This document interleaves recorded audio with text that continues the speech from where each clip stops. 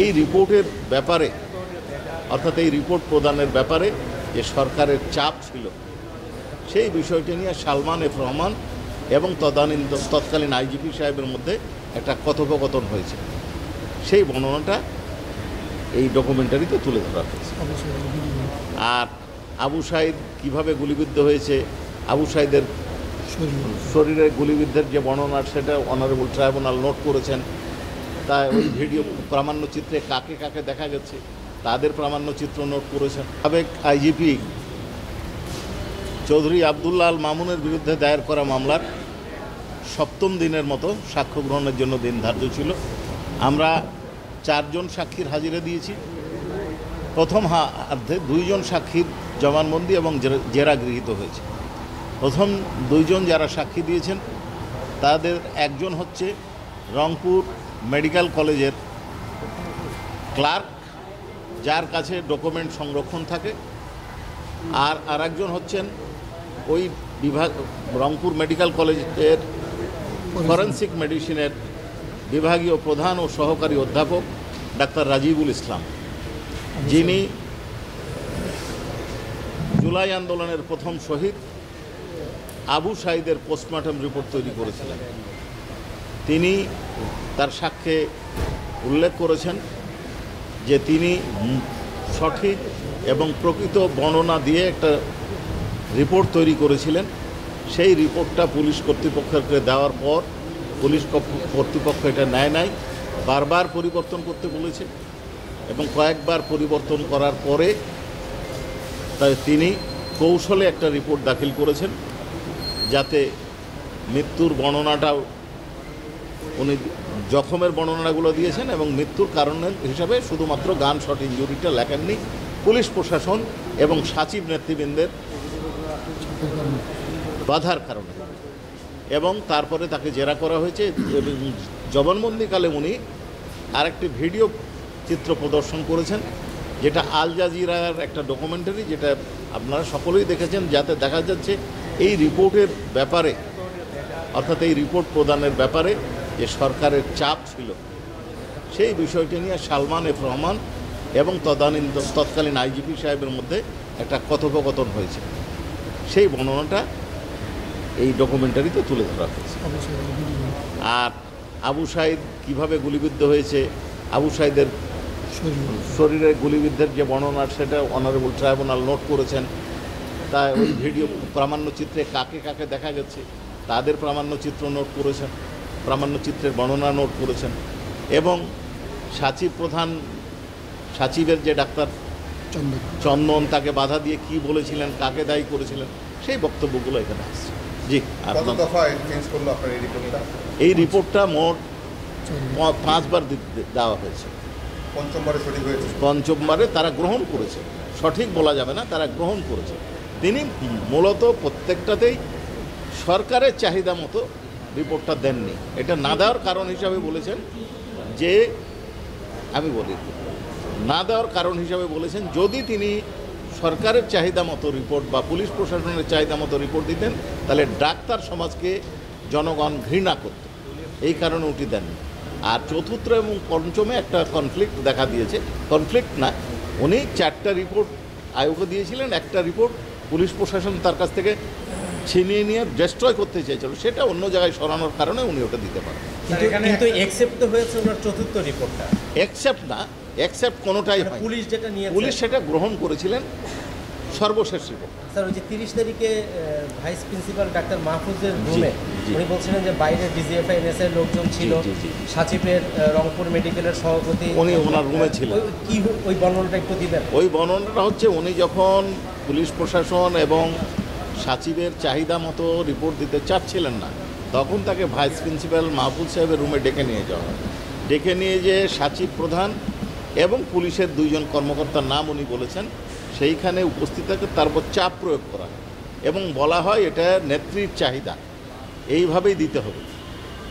তখন উনি বাধ্য হয়ে বর্ণনা সঠিক রেখে শুধুমাত্র গান শট শব্দটা বাদ দিয়ে মতামত দিয়েছেন। তবে উনি কৌশলে বলেছেন সার্কমস্টেন্সিয়াল এভিডেন্স আপনারা বিবেচনা করবেন।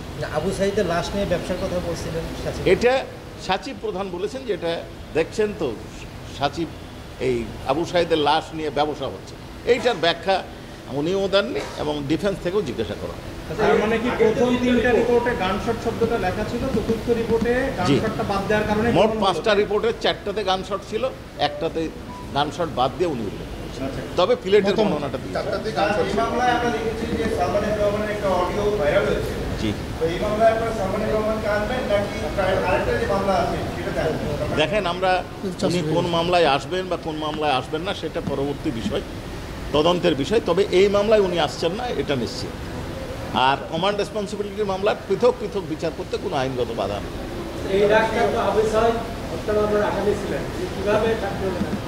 এই ডাক্তার আবু সাঈদ হত্যা মামলার আসামি ছিলেন কে বললেন? একটা এজাহার হয়েছে, এজাহার মানে আসামি নয়, অভিযোগ করা। তদন্তে তিনি অভিযুক্ত হননি, কারণ তাকে বাধ্য করা হয়েছে। এবং একটু বলি যে বাধ্য করা হলে উনি মূলত জনগণ মনে করেছে যে উনি ভুল রিপোর্ট দিয়েছেন, উনি ভুল রিপোর্ট দেন নাই, এই কারণে তাকে আমরা তদন্তে আসামি করি নাই। স্যার আজকে এখানে যে রিপোর্ট সর্বশেষ গানশটের কথাটি নেই, এটি কি কাউন্ট হলো আদালতে? না, গানশট নেই, কিন্তু প্লেট ইনজুরি আছে এটা উল্লেখ করেছে। তার মানে হচ্ছে তারপরে উনি বলেছেন যে সার্কামস্টেন্সিয়াল এভিডেন্স, অর্থাৎ গানশট ইনজুরি ছাড়া প্লেট ইনজুরি হয়। ওনার জবানবন্দিতে বর্ণনা সেখানে প্লেট উল্লেখ করা আছে, জি, ইন্টারনাল হেমারেজ উল্লেখ করা জি, আছে, জি। গানশট আসে নাই। ওনার জবানবন্দি আর এই গানশটের মধ্যে তো মানে ওনার যে আগের যে 3টা রিপোর্ট, যে রিপোর্ট সেটির মধ্যে আসলে মূল পার্থক্য কোথায় আছে? মূল পার্থক্য হচ্ছে কৌশল অবলম্বন করেছে, কৌশল অবলম্বন করে গানশট শব্দটা বাদ দিয়েছে, কিন্তু বর্ণনাতে উনি সঠিক কথাটাই লিখেছেন। বুলেট হচ্ছে সাধারণত শর্টগান থেকে, আর বুলেট হয় অন্যান্য গান। স্যার আজকে সাক্ষ্য গ্রহণের শুরুতে এই যে সাক্ষীরা যে জবানবন্দি দেন, এইটার কপিটা মানে ডিফেন্সকেও আজকে দিতে না করা হলো এবং বলা হলো যে এইটা জাজমেন্টের একটা অংশ, এটা একটু বলবেন? মানে প্রথম বিষয় হচ্ছে যে ট্রাইব্যুনাল বা কোনো আদালত থেকে কোনো ডকুমেন্ট সংগ্রহ করতে হলে তার একটা পদ্ধতি থাকে, সেই পদ্ধতিটা হচ্ছে সার্টিফাইড বা বাংলায় যেটাকে বলে সহিমোহর বা জাবেদানো।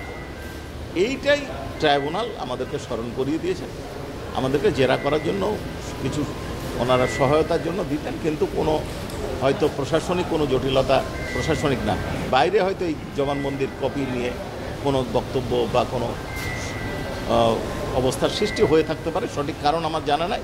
অনারেবল ট্রাইব্যুনাল যেটা বলেছেন সেটা হচ্ছে যেহেতু এটা পার্ট অফ রেকর্ড, তার কোনো কপি বিধি বহির্ভূতভাবে বাইরে কাউকে দেওয়ার সুযোগ। আমরা যে সোশ্যাল মিডিয়াতে 2জন সাক্ষীর সাক্ষ্য দেখছি যে হুবহু চলে গেছে, তো আমরা গণমাধ্যম কি সেখানে কোনো বার আছে যে আমরা সাক্ষীর কথা না? আপনারা যদি ওনাদের বক্তব্যটা একেবারে কোট আনকোট পুরোটা লিখতে পারেন দিবেন, আপনারা যদি নিজেরা লিখতে পারেন দিবেন, বাধা কোথায়? এর আগেও তো আপনারা ছিলেন, তখন তো আমরা এগুলি দিয়েছে, তো এখন এইটার বিষয়ে আমি আগে পেয়েছি বা এখন পাইনি এটা বলবো না। অনারেবল ট্রাইব্যুনাল যে ডিসিশনটা দিয়েছেন সেটাই আপনারা বলা উচিত, বরঞ্চ এটা দিলে কি হবে, ভুল হওয়ার সম্ভাবনা থাকবে। প্রথমবার নিয়ে আসছে ওনাকে ওই যে মেহেরপুরে 2013 ওটা একটু বলবো। জনপ্রশাসন মন্ত্রী ওই যে মেহেরপুর 13 সালে একজন রাজনৈতিক নেতাকে অপহরণ করে হত্যার অভিযোগে যে মামলা হয়েছে, সেই মামলায় তদন্তে ওনার নাম এসেছে। সেই মামলায় যেহেতু উনি একটা মামলায় আটক ছিলেন, এখান থেকে এখানে পিডাব্লিউ যোগে আজকে হাজির করা হয়েছে এবং আজকে তাকে এই মামলায় সোন অ্যারেস্ট দেখে জেল কাস্টডিতে পাঠানো। স্যার আরও 2টা ছিল, যে ঘুমের একটা শাপলা চত্বর, এগুলো সময় নেই, একটু বলে দেন। আরও 2টো মামলা ছিল, সেই 2টো মামলায় একটা শাপলা চত্বরের মামলা এবং আরও একটা মামলায় গুমের। সেই বিষয়ে আমরা গুম অর্থাৎ এনফোর্স ডিসঅ্যাপিয়ারেন্স, সারা দেশে যে শত শত লোককে গুম করা হয়েছে, কারো খোঁজ আমরা এখনও পাইনি, কারা দীর্ঘদিন 7 মাস 8 মাস 7 বছর 8 বছর পর মুক্তি পেয়েছে, তাদের তদন্ত চলছে। সেই তদন্তের জন্য আমরা সময় চাইছি। Thank you sir. জি, ধন্যবাদ।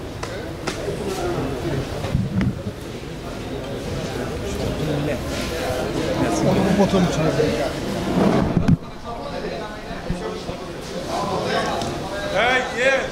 তাড়াতাড়ি যা খাওয়া